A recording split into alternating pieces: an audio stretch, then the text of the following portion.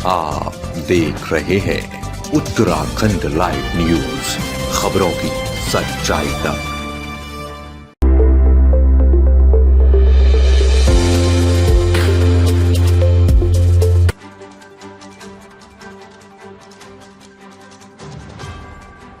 लगातार हो रही मूसलाधार बारिश का असर अब पर्यटन नगरी मसूरी में गंभीर रूप से दिखाई देने लगा है। सोमवार देर रात मसूरी देहरादून मार्ग पर मैगी पॉइंट के ऊपर अचानक भारी भूस्खलन हो गया, जिससे एक दुकान का बड़ा हिस्सा क्षतिग्रस्त हो गया। भूस्खलन के कारण मसूरी देहरादून मुख्य मार्ग भी पूरी तरह बाधित हो गया है। वहीं हनुमान मंदिर के पास सड़क बंद होने से दोनों ओर वाहनों की आवाजाही ठप हो गई है। लगातार बारिश के चलते जनजीवन अस्त व्यस्त हो गया है।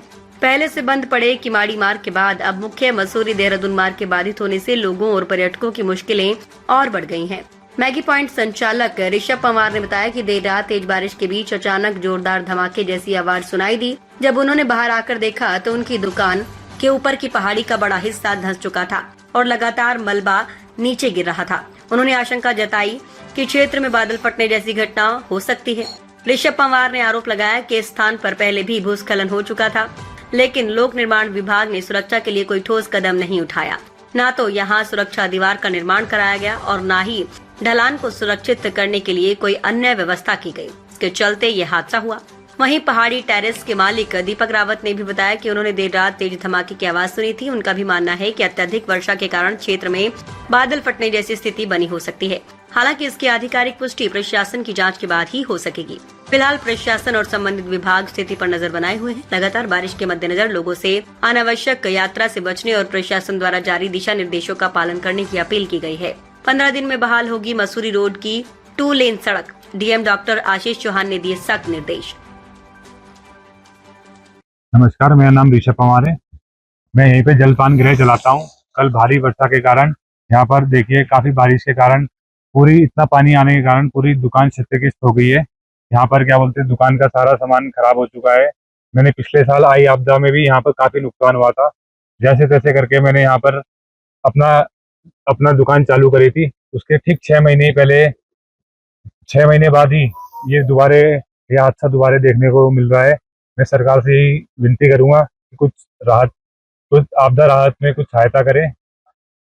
और इसमें बताया जा रहा है, हाँ जरूर बादल फटा होगा। जैसे आप देख सकते हैं, इतनी सारी मिट्टी एकदम से हल्की बारिश में तो आनी नहीं सकती। एकदम बारिश का बहुत तेज पानी एकदम से आया है। बताया जा रहा है कि रात को 2-2:30 बजे करीब काफी बारिश से ये नुकसान हुआ है।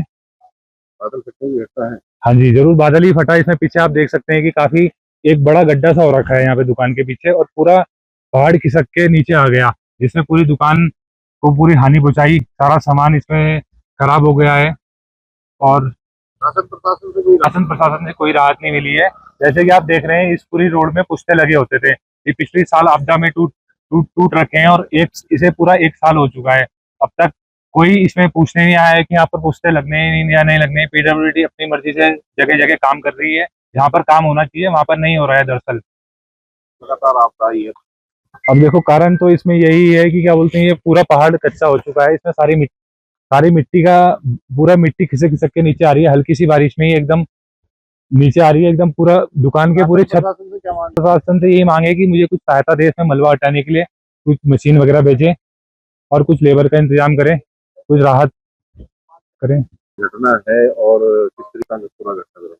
मुझे जो घटना पता चली है, सुबह 6:30 बजे जो रेस्टोरेंट का ओनर है, उन्होंने फोन करके बताया कि ऐसे ऐसे मेरे हादसा हो गया है। इन्होंने मुझे इस पे वीडियोस भेजी, तब मुझे मालूम चला। लेकिन इनकी शायद नॉलेज सुबह 5 बजे हो चुका था, और शायद ये खबर रात को 2:30-3 बजे की है। शायद ऊपर कुछ बादल फटने की ऐसी कुछ खबर हमको लग रहा है, शायद ऐसा कुछ हुआ है। ऊपर शायद बादल फटा है, इसलिए दुकान के पीछे बहुत बड़ा गड्ढा बन गया है। और वो गड्ढे को आप देखेंगे तो आपको लगेगा कि वाकई में कुछ हुआ है पीछे। और उसके साथ साथ 6-7 पेड़ भी यहाँ गिर के आए हैं, और पेड़ अभी भी पेड़ हवा में लटके हुए हैं। तो रात को 2:30 बजे की घटना है। अभी क्या कहेंगे सर? मैं भी वही सोच रहा हूँ कि इस साल उन्हीं जगहों पर बार बार रिपीट हो रहा है। जो लास्ट ईयर आपने देखा होगा, जो आगे सड़क का जो हाल है वो सेम वही पुस्ता गया है जो पुस्ता लास्ट ईयर जिसका निर्माण हुआ था। ये शॉप लास्ट ईयर भी इसको नुकसान हुआ था, यहाँ पर भी इसी साल सेम हुआ है। और इसी से आगे 100 मीटर आगे 200 मीटर आगे एक पुस्ता बना था, और सेम उसी जगह पे वहाँ भी नुकसान हुआ है।